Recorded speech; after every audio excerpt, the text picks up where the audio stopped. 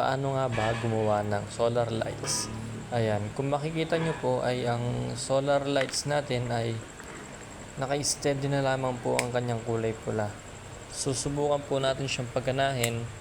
Ayan, kung makikita nyo po ay pinainitan ko siya ng lighter at ginamitan ko siya ng kutsilyo upang matanggal po ang kanyang salamin. Kasi nakapakat po yan eh. Ayan. Medyo makapit lang po yung pagkapakat niyan.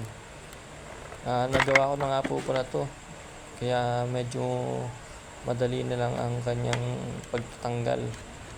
So yan, kung makikita nyo po ay nasa loob na tayo ng circuit board. Tanggalan lang po natin ang lens. Yan. Pagtanggal po ng lens ay makikita nyo po sa board ng solar ay may positive at negative po dyan na nakahiwalay. Ayan. Ayan po yung positive at negative. Ayan po ang kanyang IR sensor na naka-steady na lamang at hindi na gumagana. So ngayon, kumuha tayo ng charger. Binilitan ko lamang yan at kinuha ko yung positive at negative niya. Ayan. Bali, kailangan po pala natin ng adapter dito. Ayan. Charger lamang po ng mga cellphone. Ayan. Mag-ingat lang po at baka magpagdikit po natin ang negative at positive po niyan.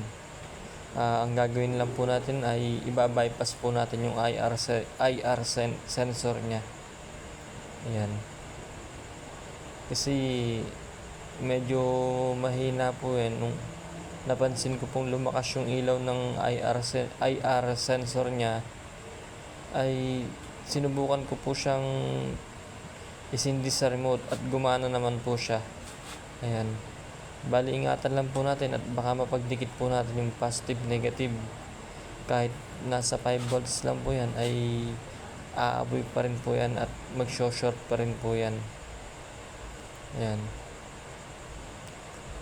Medyo sinorkat ko na nga lang po kasi medyo mahirap po talaga kasi maliit lang. Bali, ipapakat nyo lang po sa kuwan yan. Ayan, sumindi na po. Ipapakat nyo lang po sa positive at negative yan. Dapat positive to positive at negative to negative. Ayan. Pag napansin nyo pong umilaw na yung lumakas yung ilaw ng IR, subukan nyo pong i-switch sa remote at yan, gagana na po siya.